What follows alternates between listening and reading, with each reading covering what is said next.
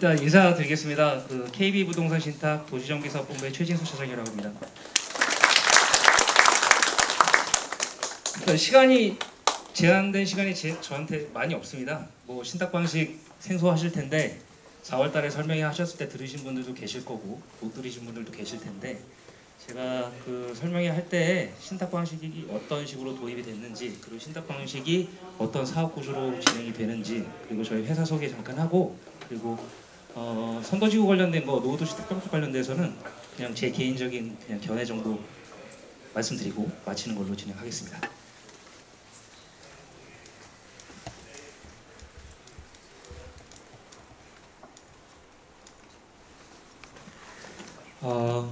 그 정비 사업이 예전에 이제 들어보셨을 겁니다. 도시환경정비법이라고 거기에 뭐 재개발, 재건축, 주거환경, 도안사업 등 여러 가지 사업들이 들어가 있는데 그게 이제 2003년도에 도정법이 제정이 됐을 때 그 전에도 뭐 재개발법, 재건축법에 의해서 정비 사업이 진행이 되다가 실질적으로 정비 사업이 이제 체계화돼서 정상적으로 갈 수 있었던 거는 2003년도에 이제 도정법이 제정이 되면서 시작이 됐는데 이제 2003년부터 지금 했으니까 한 20년 넘었죠. 그러니까 그 당시에는 이제 조합 방식이 다 이루어졌던 걸로 보여집니다. 그래서 역사가 있다 보니까 조합 방식이 무조건 잘못됐다가 아니라 조합 방식도 강점이 분명히 있습니다. 근데 이제 여러 가지 이제 시간이 흐르면서 문제점들이 하나씩 이제 나오게 됐어요. 그래서 이제 그 재정 그 이유를 보시면 최근 주택 재건축 사업의 정비 사업의 사업성 저하 그리고 주민 갈등 이렇게 표현을 합니다. 이게 결국은 전문성이 없는 조합의 집행부에서 의사결정에 따른 것들 그리고 이거 조합 집행부를 믿지 못하는 비대위 세력들 이런 것들 때문에 결국에는 문제가 야기가 됐는데 이거는 어떻게 보면 재정에 대한 이유고요. 실질적인 이유는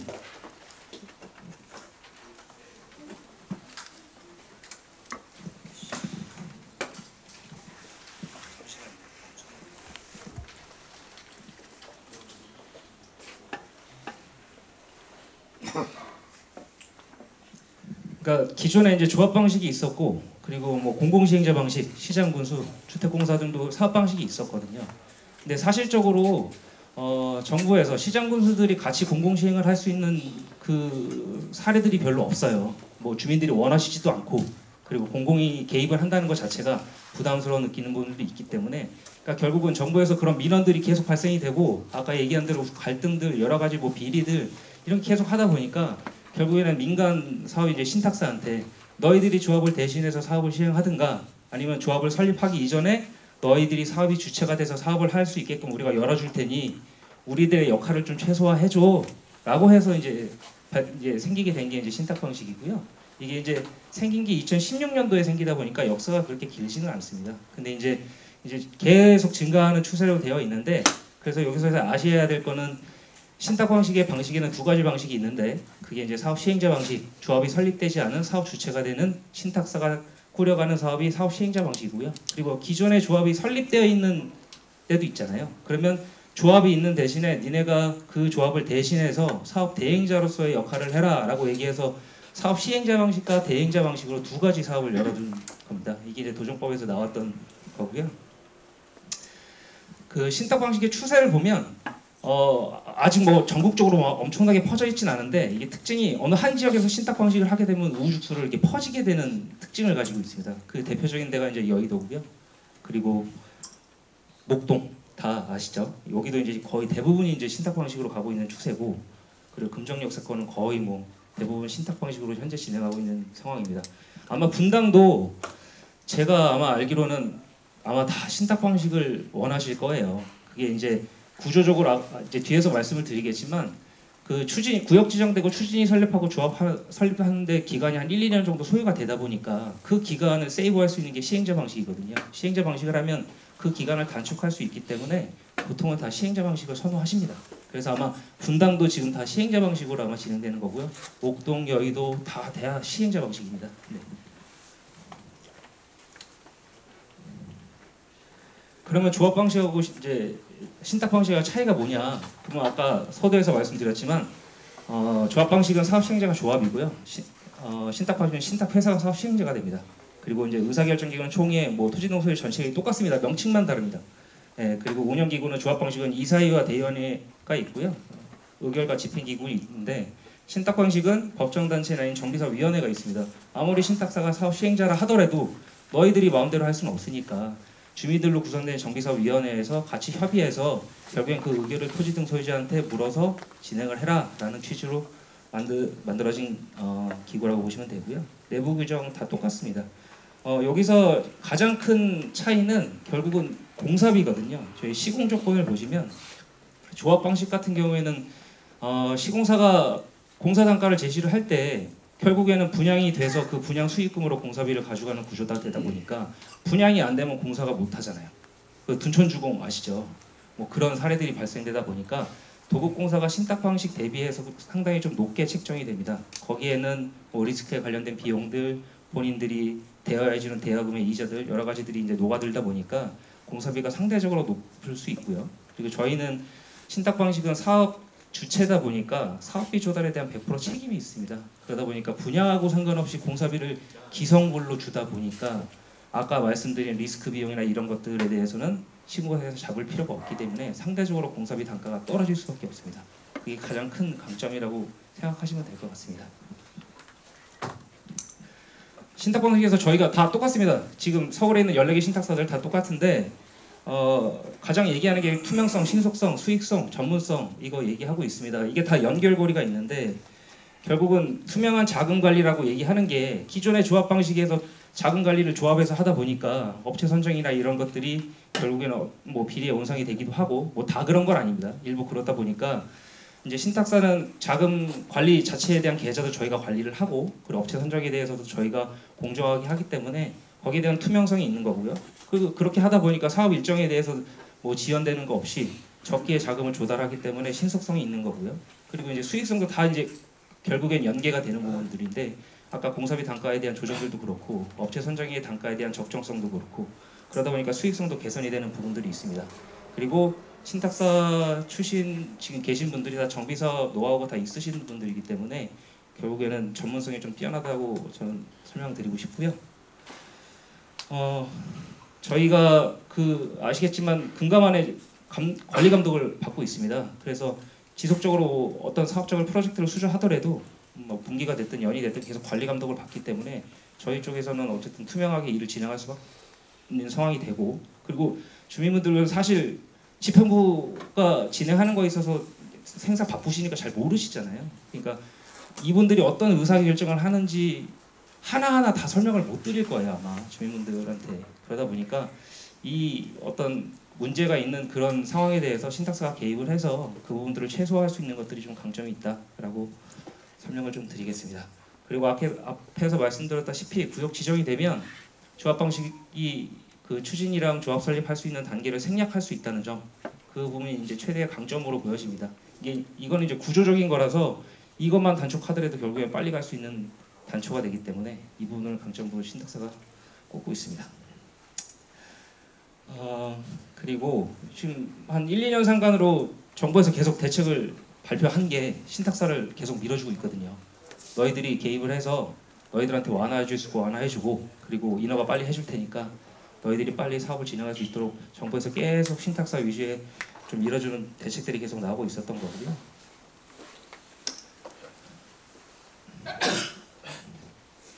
아까 얘기한 신속성들이 같은 겁니다. 그러니까 결국은 사업이 지연되고 하면 금융비용이 늘어나고 결국엔 그게 이제 사업상과 연계가 되니까 내 분담금이 늘어나고 이런 측면에서 바라보시면 될 것 같고요. 그리고 수익성은 아까 얘기한 대로 공사비가 조합 방식 대비 신탁 방식을 제시할 수 있는 단가가 낮게 되다 보니까 거기에 대해서 충분히 뭐 메리트가 있다. 그러니까 물론 그 뒤에서 제가 이제 설명을 드릴 텐데 저희가 이제 수수료를 가져가잖아요. 그럼 니네가 뭐 한다고 니네가 수수료 가져가고 이자 가져가고 그러는 거 아니냐. 물론 그것도 단점이에요. 신탁 방식의 단점이면 단점인데 아까 얘기하신 데 제가 말씀드리겠지만 수익성 측면에서 저희가 개선될 수 있는 여지의 그 캐파 안에서 가져가는 거기 때문에 결국에는 파이로 놓고 보면 조합원들한테 돌아가는 이득이 훨씬 더 크다고 설명드릴 수 있습니다. 뭐 최근 동향 아시죠? 뭐 둔촌주공 사태도 있고 조합 대신해서 신탁 활성화되고 있고 여러 기사들에서 계속 쏟아져 나오고 있고요. 그리고 이제 지금 신탁사 원래는 그 3분의 면적의 그 신탁을 등기를 해야 되는데 그게 폐지가 됐어요. 그래서 일부는 별도로 설명 안 드리겠습니다. 저희 회사 소개 좀 하겠습니다. 뭐 다 아시겠지만 그 KB 금융지주 100% 출전 회사 계열사 중 하나고요.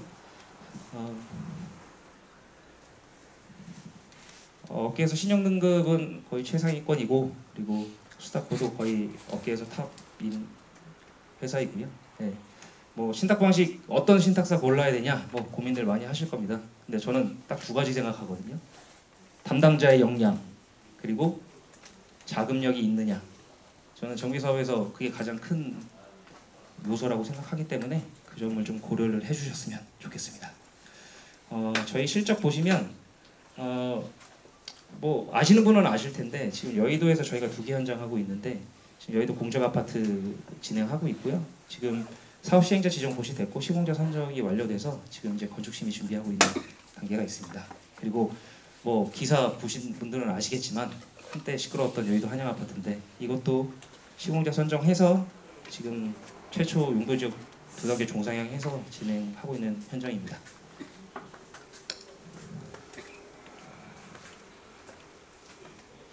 그리고 지금 목동 14단지 같은 경우에는 저희가 지금 MOU를 체결해서 지금 공람 절차를 다 끝냈고 아마 올해 안에 구역 지정이 될 겁니다. 그래서 구역 지정이 되면 여기 목동도 시행자 방식으로 진행하는 거라서 시행자 방식으로 진행하면 바로 또 시공사 선정 절차를 아마 진행할 예정인 사업장입니다. 마지막으로 제가 그 선도지구 관련된 것 좀 제 개인적인 생각을 좀 해보면 뭐 4월달에 저기 도시계획 쪽에서도 설명 잘 해주셨고 뭐 한도시내도 설명 다 해주셨는데 지금 뭐 기사 보면 뭐 분당이 제일 시끄럽더라고요. 경쟁도 되게 심하시고 다른 1기 신도시 대비해서 상당히 열정도 많으시고 뭐 선도지구 이번에 안 되면 안 된다. 뭐 서로 경쟁도 심화되고 뭐 그렇게 하고 계신 걸로 알고 있는데 뭐 이번에 뭐 국토부에서 배척 발표한 것도 이미 다른 단지들은 이미 자기 단지들 채점 다 해가지고 우리가 된다 뭐 이렇게 얘기하고 있더라고요. 근데 그 성남시에서 설명회 한번 하셨죠.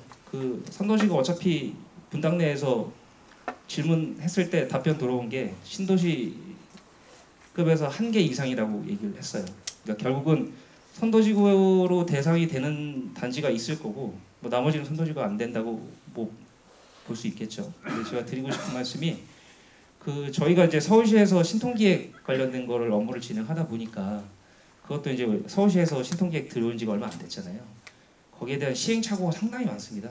그러니까 지금 뭐 분당도 아직 마스터 플랜 아직 안 나온 걸로 알고 있는데 거기 MP 교수님을 뭐 뿐만 아니라 뭐 성남시, 국토부 해서 서울시도 보면 신통기획 할 때 각 지자체하고 서울시하고 대립이 되게 많아요. 그러니까 처음 단계 제정돼서 정책대로 하다 보니까 시행착오가 상당히 많고요. 이게 예전에 정비구역보다 지정보다 더 빠른 게 무슨 메리트가 있냐 도대체 신통기획이.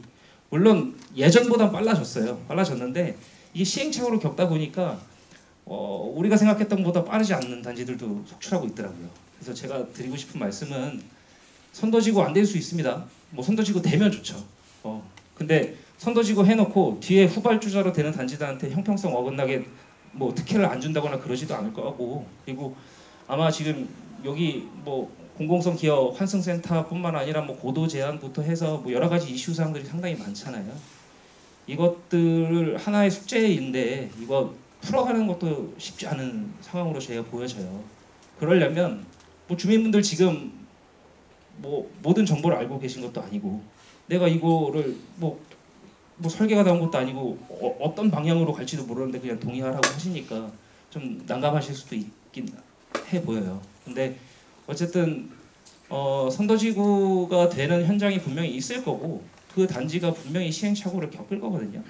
근데 저는 반대로 생각해서 선도지구 안 돼서 후발주자로 간다 하더라도 그 앞쪽에서 시행착오 겪었던 거 최소화해서 가면 오히려 더 좋을 수도 있어요. 신도기에서 그렇게 하는 단지들도 있거든요.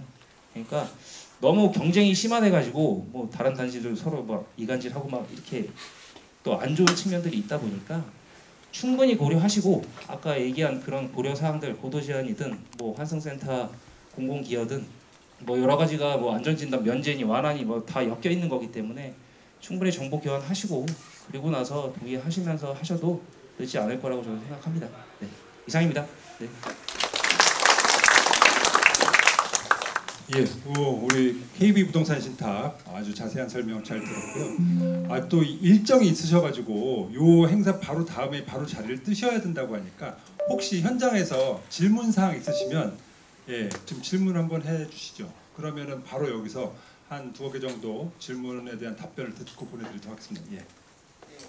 513도 요거 늦게 들어와서 혹시 질문 설명하셨는지 모르겠는데 아까 빠르게 지나갈 때 분양불하고 기성불 대비해서 신탁 방식으로 하면 네. 기성불이라서 더 자기 부담금이 낮아질 수도 있고 뭐 그런 설명을 하시는 것 같아서 네. 저도 이건 아무것도 모르니까 예. 몇 군데 사례를 요즘에 자기 부담금 늘어나고 시행사랑 문제 많고 하는 것 때문에 봤더니 되려 조건이 시행사나 아니면 건설사에서 분양불에서 기성불로 바꾸면 그걸 온전히 조합원들이 다 책임을 져야 되기 때문에 그것 때문에 되려 거부를 하고 이런 뭐 이렇게 소송이 있던데 여기서는 어떤 이유 때문에 그게 더 유리하다고 하시는지 좀 궁금해서요. 잠시만요.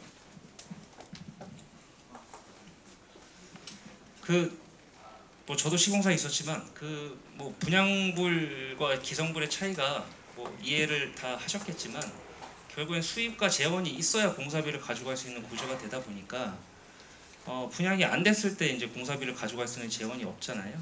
근데 이제 기성불은 결국은 감리가 공정에 따라서 일정 부분에 대해서 건축이 완료가 됐으면 그거대로 신탁사가 자금을 조달하는 구조다 보니까 시공사 입장에서는 리스크가 없잖아요. 어차피 수급인과 도급인 관계에서 공사만 하는 단계다 보니까 위치에 있다 보니까 공사비에 대해서 기성불로 따박따박 주면 시공사 입장에서는 당연히 메리트가 있는 거잖아요.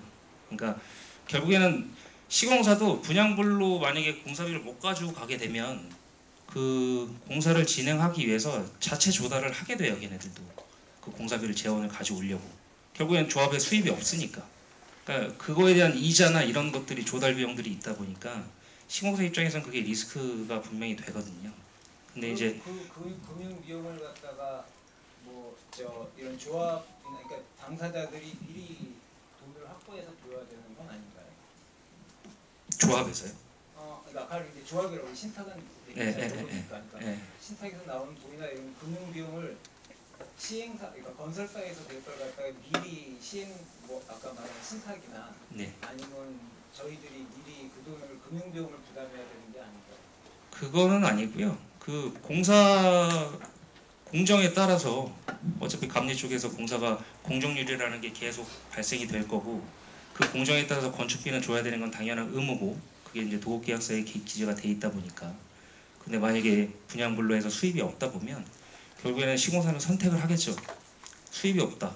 공사를 중단할 거냐 갈 거냐 뭐 둔천주공처럼 뭐 완전히 비슷한 사례는 아니지만 그러면 일본은 아마 공사는 바로 멈추진 않고 진행을 할 거예요. 그러면 이제 시공사는 결국에는 그 공사비를 조달하기 위해서 자체 자금을 조달해야 되는데 그 조달 비용들도 만만치 않거든요. 그러니까 이제 그게 시공사 입장에서는 리스크인 거고요. 그 기성불로 계속 따박따박 준다는 그 기준 자체가 그쪽에서는 리스크가 전혀 없는 거니까 구조상. 그래서 기성불이 시공사한테는 훨씬 더 좋은 조건이다라고 말씀드리는 겁니다.